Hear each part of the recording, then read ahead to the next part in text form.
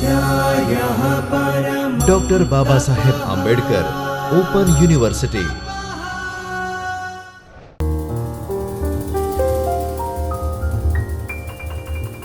નમસ્તે વિદ્યાર્થી મિત્રો, આજે આપણે ડૉક્ટર બાબા સાહેબ આંબેડકર ઓપન યુનિવર્સિટીના શિક્ષણશાસ્ત્ર વિભાગમાં ચાલતા બીએડ ઓડીએલ ઓપન ડિસ્ટન્સ લર્નિંગ દૂરવર્તી માધ્યમથી ચાલતા બીએડ અભ્યાસક્રમના પેપર શિક્ષક પ્રશિક્ષણની વાત કરવા માટે જેનો ક્રમ છે ES 103 અને એનો બ્લોક નંબર 1ની આપણે વાત કરતા હતા.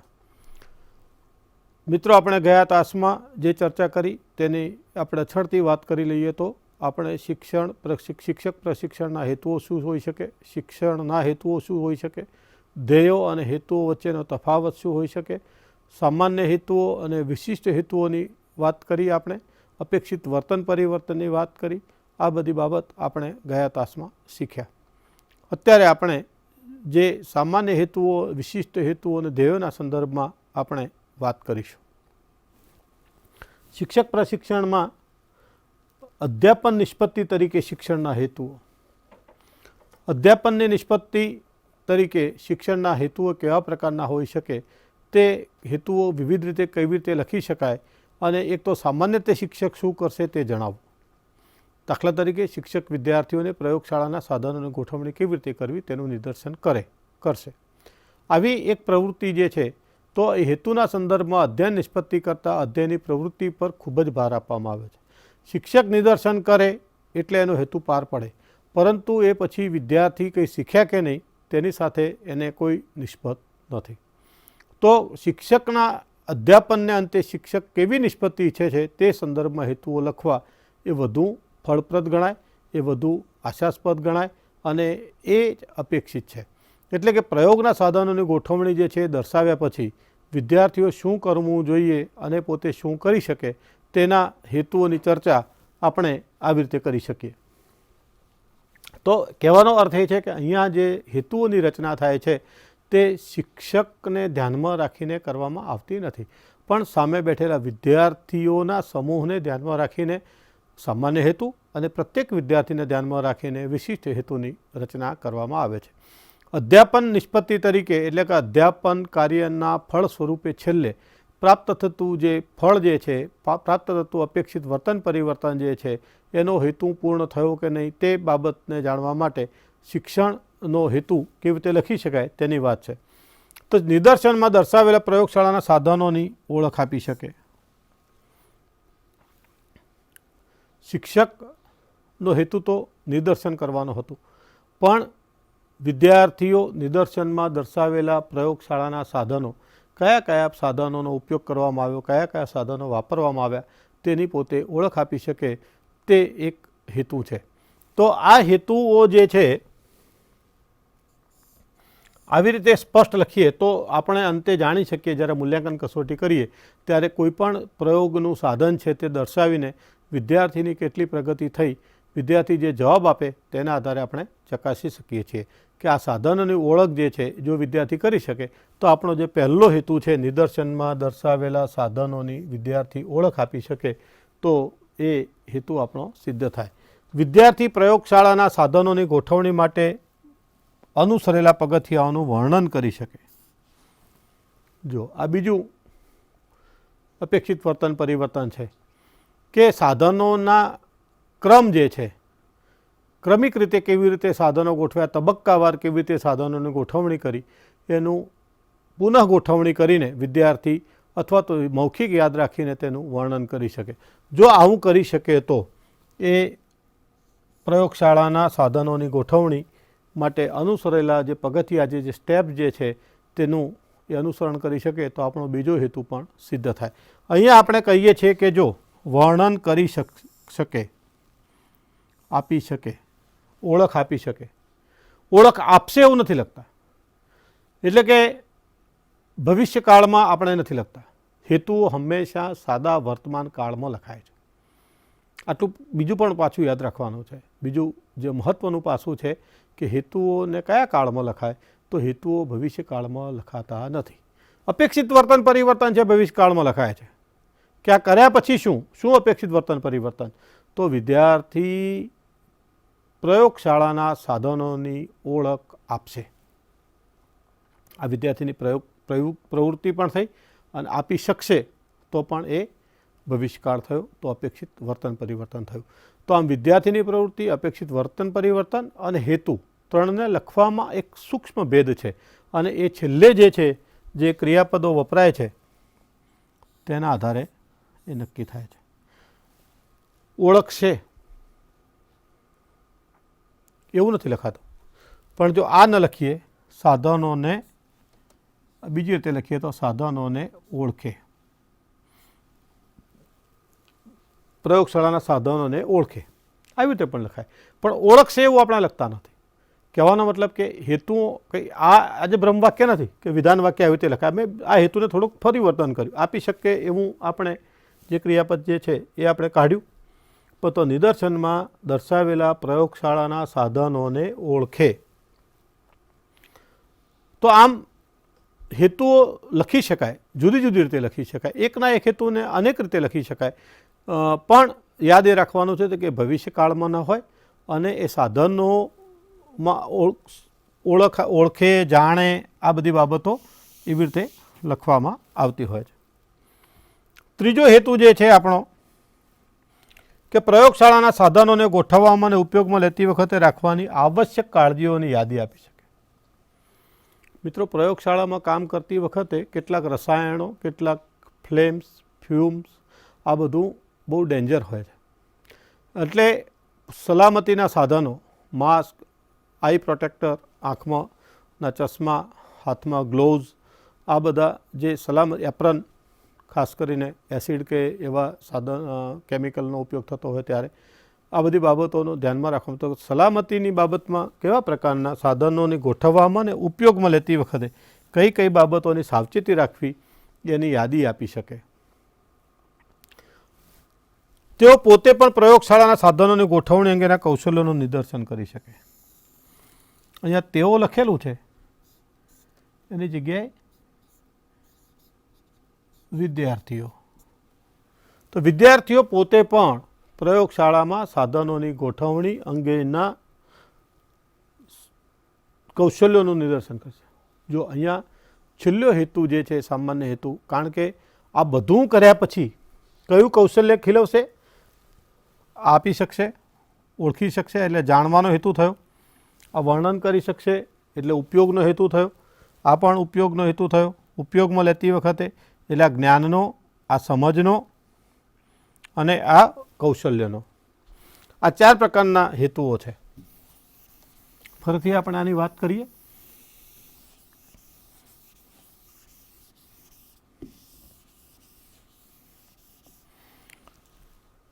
નિદર્શનમાં દર્શાવેલા પ્રયોગના સાધનની ઓળખ આપી શકે. એ ઓળખે છે એટલે કે એને જ્ઞાન પ્રાપ્ત થયું છે, એને માહિતી મળી છે, એટલા માટે આ જ્ઞાનનો હેતુ છે. પગથિયાઓને સમજો છે, અહીંયા એની સમજનો વિકાસ થયો છે એટલે આ સમજ પર આધારિત હેતુ છે.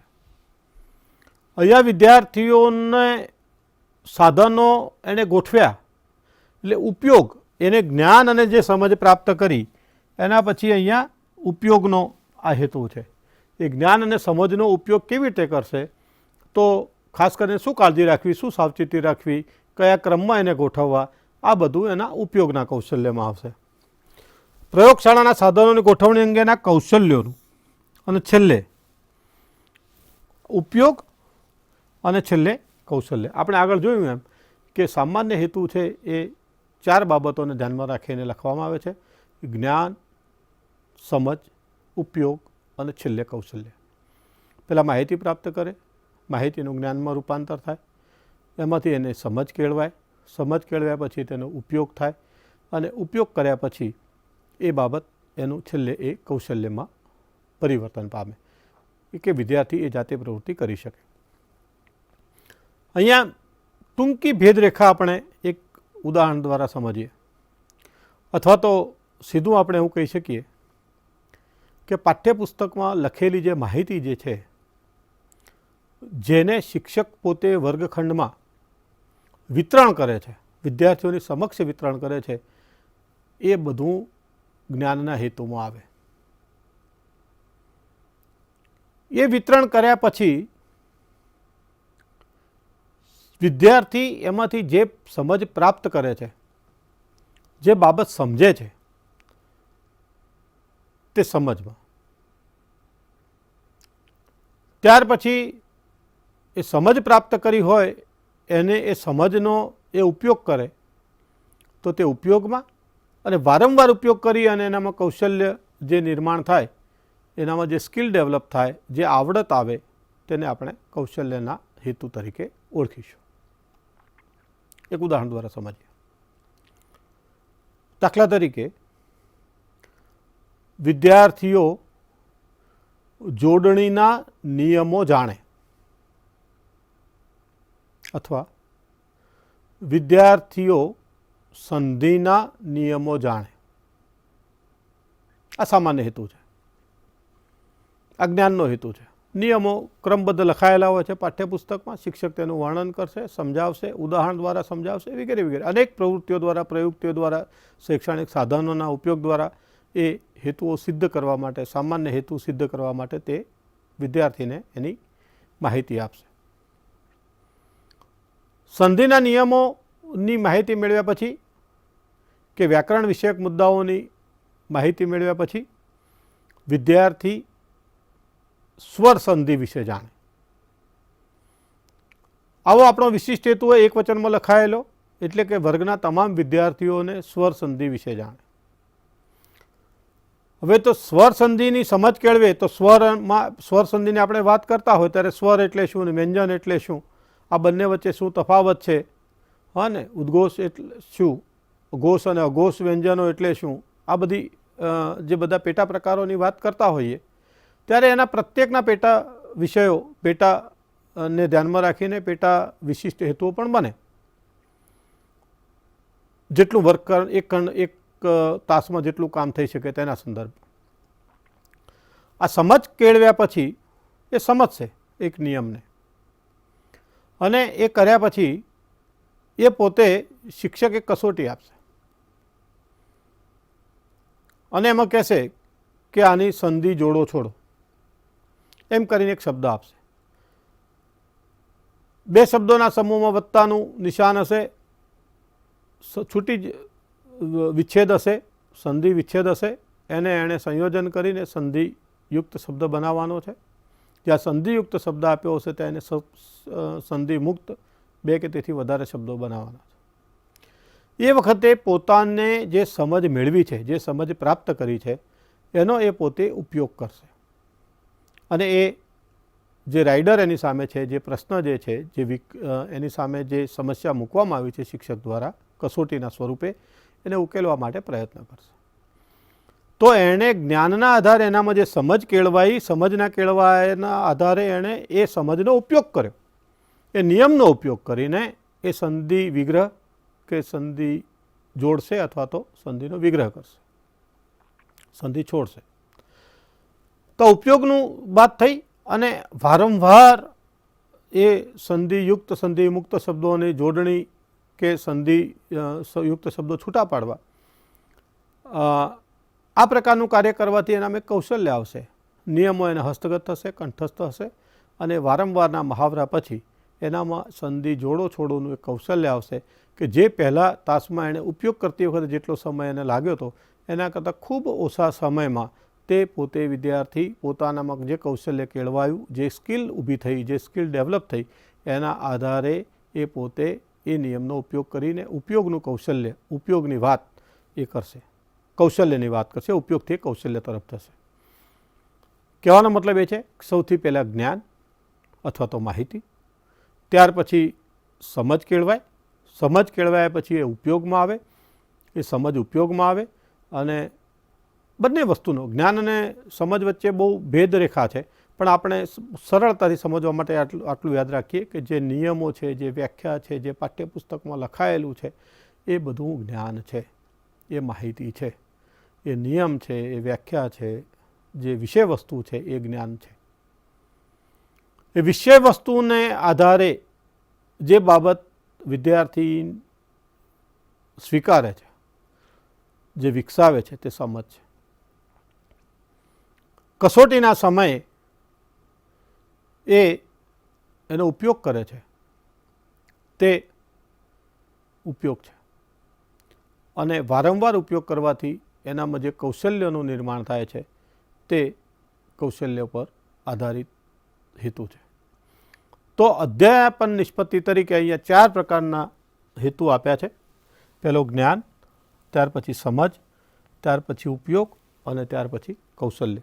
તો જ્ઞાન, ઉપયોગ, સમજ અને કૌશલ્યના હેતુઓની રચના પાઠ આયોજનમાં કરતી વખતે આટલા સૂક્ષ્મ ભેદની જેની આપણે આગળ વાત કરી તેની આપણે ધ્યાન રાખવું જોઈએ.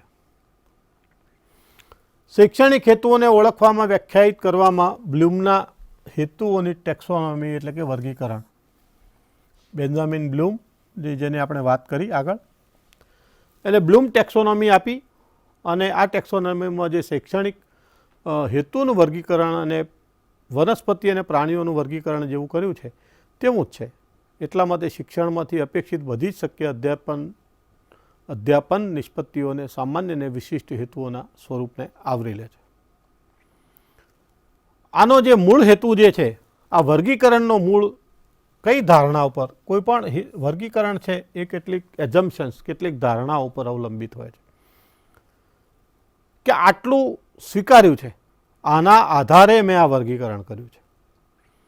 તો કઈ મુખ્ય ધારણા છે કે અધ્યયન નિષ્પત્તિને વિદ્યાર્થીના વર્તન પરિવર્તનના સંદર્ભમાં શ્રેષ્ઠ રીતે વર્ણવી શકાય. પહેલી ધારણા કે કોઈ પણ વર્ગીકરણ એટલા માટે છે, હેતુઓનું વર્ગીકરણની અહીંયા વાત કરી છે કે અધ્યયન નિષ્પત્તિ જે એની ફળશ્રુતિ છે એને શાના અર્થમાં મૂલવવાનું છે? વિદ્યાર્થીના વર્તન પરિવર્તનના સંદર્ભમાં. વિદ્યાર્થીનું વર્તન પરિવર્તન કોણ નક્કી કરશે? કે આ પાઠના આયોજનના, પાઠના શીખવવાના, પાઠ પૂર્ણ થયા પછી, વર્ગ કાર્ય થયા પછી શું વર્તન પરિવર્તન આવશે વિદ્યાર્થીમાં, કોણ નક્કી કરશે? એ પરિવર્તન નક્કી કરશે શિક્ષક. અને એ પરિવર્તન કેવી રીતે વર્ણવી શકાય? પાછું ગોળ ગોળ નહીં, શ્રેષ્ઠ રીતે વર્ણવી શકાય. શ્રેષ્ઠનો અહીંયા બીજું છે, એનો સમાનાર્થી હું આપું તો એવું કહીશ કે સ્પષ્ટ રીતે.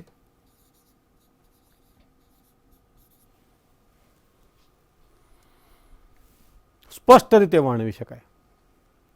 આપણે ઘણી વખત વિદ્યાર્થીઓના મૂલ્યાંકનનો અહેવાલ આપતા હોઈએ છીએ. એમાં આપણે લખીએ છીએ એકંદરે સારા. આ એકંદરે સારા એ ભ્રમ ઊભો કરે છે. આ ગોળ ગોળ અભિપ્રાય છે, સ્પષ્ટ અભિપ્રાય નથી, શ્રેષ્ઠ અભિપ્રાય નથી.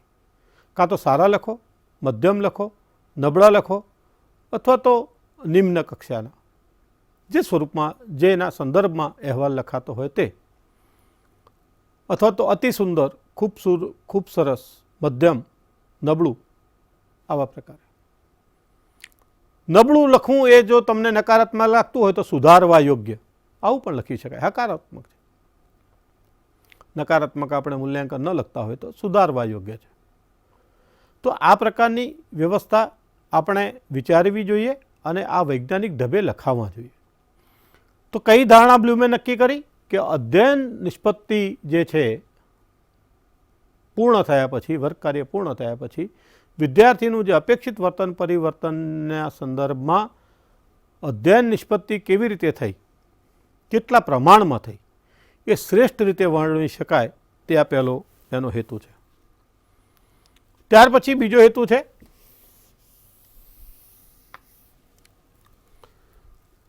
જે શિક્ષણના હેતુઓને વર્તનના સંદર્ભમાં દર્શાવતા ઈચ્છતા હોય તેમણે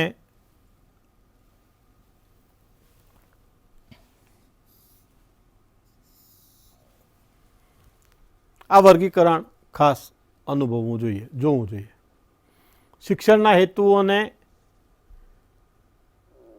ક્રિયાના અંતે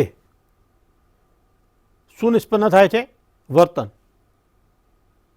ક્રિયા વિદ્યાર્થી કરે છે, શિક્ષક સૂચન કરે છે, એના આધારે વિદ્યાર્થી અનુસરે છે અને એ ક્રિયાને અનુસરતા સરતા એ પોતાના વર્તનો જે છે એ વર્તનોની ધારણ કરે છે. તો વર્ગખંડની પ્રવૃત્તિ ખૂબ વૈજ્ઞાનિક ઢબે રચાયેલી હોય છે.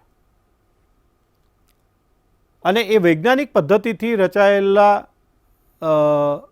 હેતુઓ જે છે એ હેતુઓ જે છે એ ખાસ કરીને 3 પ્રકારના હેતુઓ છે અને એ જે છે એ વર્તનના ક્ષેત્રોના આધારે છે.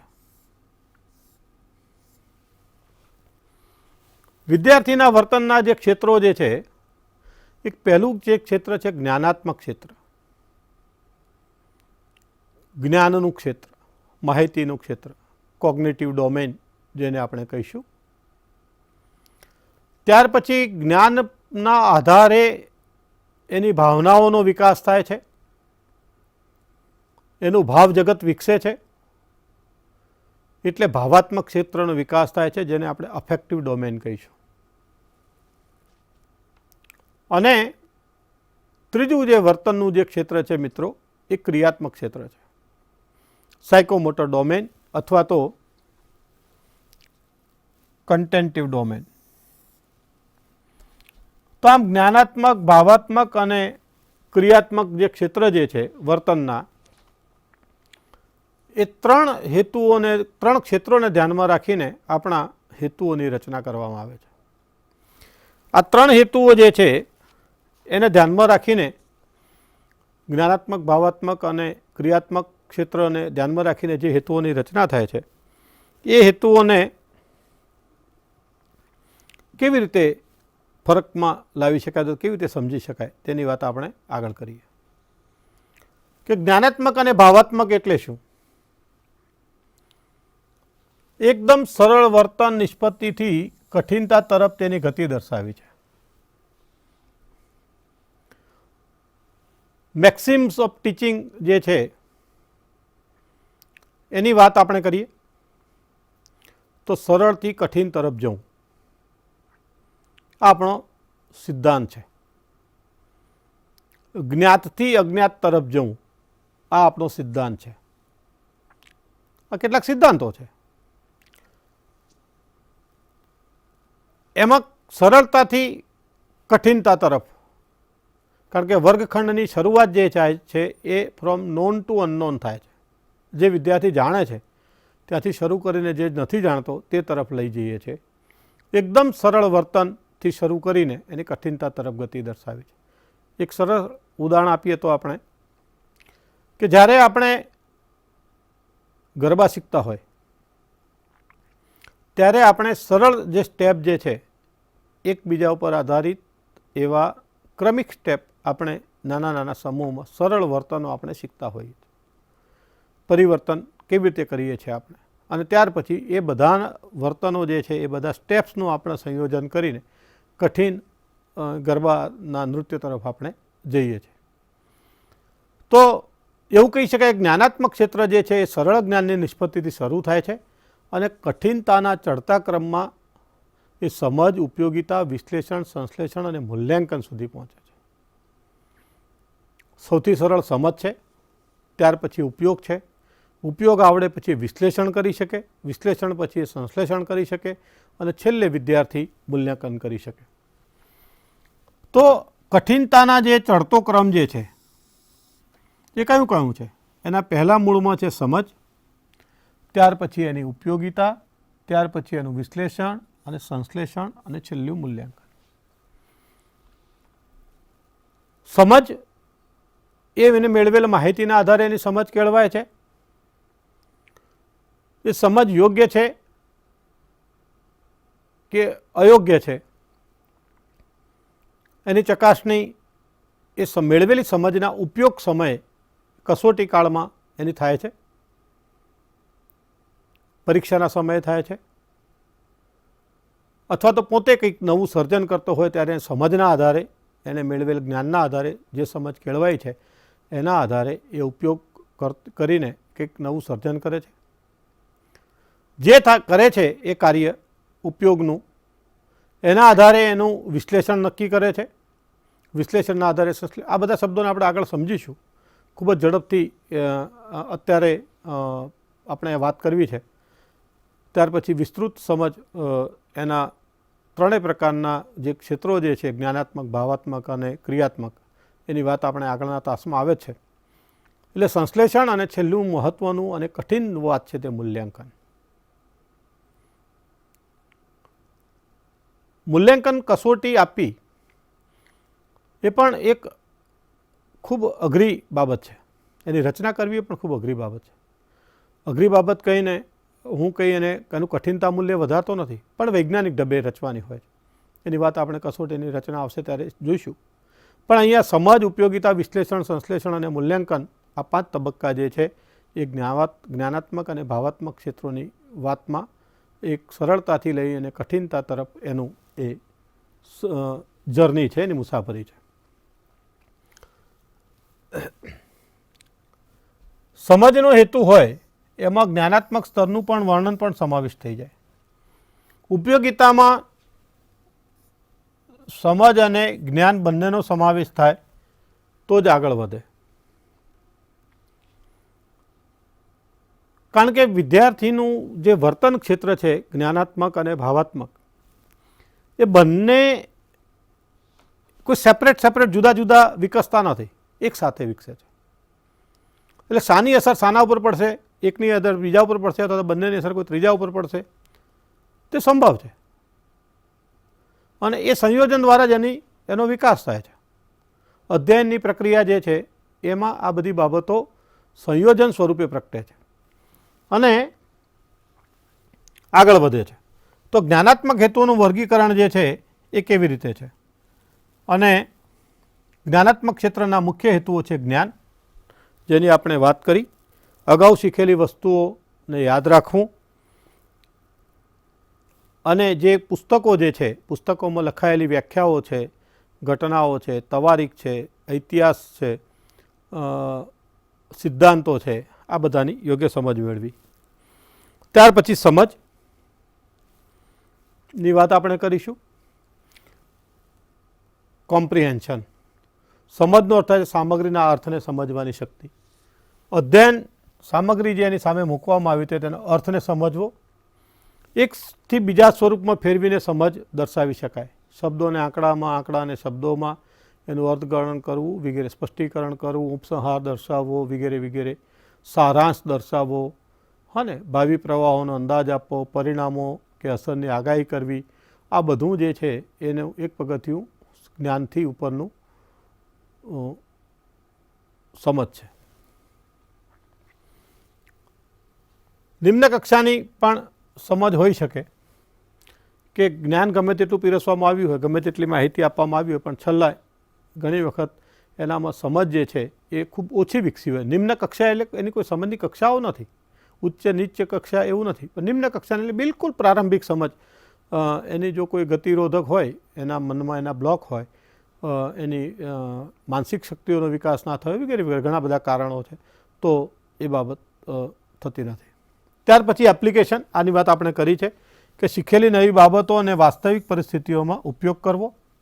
એમાં નિયમો, પદ્ધતિઓ, સંકલ્પનાઓ, સિદ્ધાંતો, કાયદાઓ વગેરેના ઉપયોગનો સમાવેશ થાય. અને આ સમજના ક્ષેત્ર કરતાં એ ઊંચું છે. ત્યાર પછીનું છે વિશ્લેષણ. વિશ્લેષણ એટલે કે અધ્યયન સામગ્રીનું તેના પેટા વિભાગોમાં વિભાજન કરવું, વ્યવસ્થિત રીતે સ્વરૂપને સમજી શકાય. આમાં ભાગોને ઓળખવા, ભાગો વચ્ચેના સંબંધનું પૃથ્થકરણ કરવું, સંયોગીકરણના સિદ્ધાંતને ઓળખવાનો સમાવેશ થાય.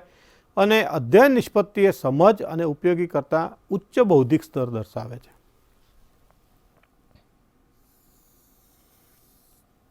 એનાલિસિસ કરવું, પૃથ્થકરણ કરવું એ ખૂબ ઉચ્ચ કક્ષાની બુદ્ધિ સ્તર બતાવે છે.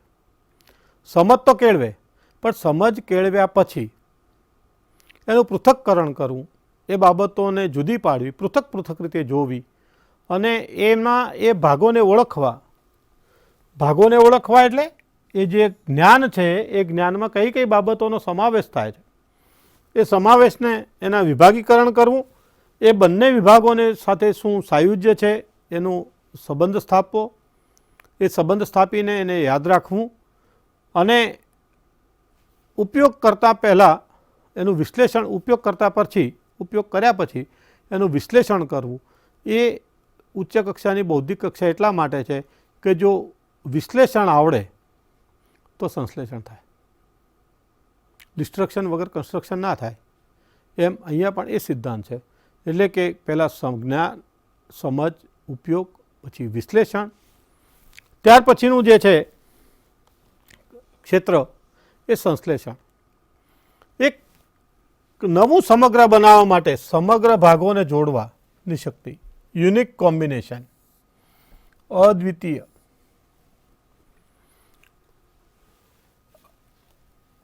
સંશોધન યોજના કે અમૂર્ત સંબંધોનો ગણ એક સાથે સંબંધિત છે.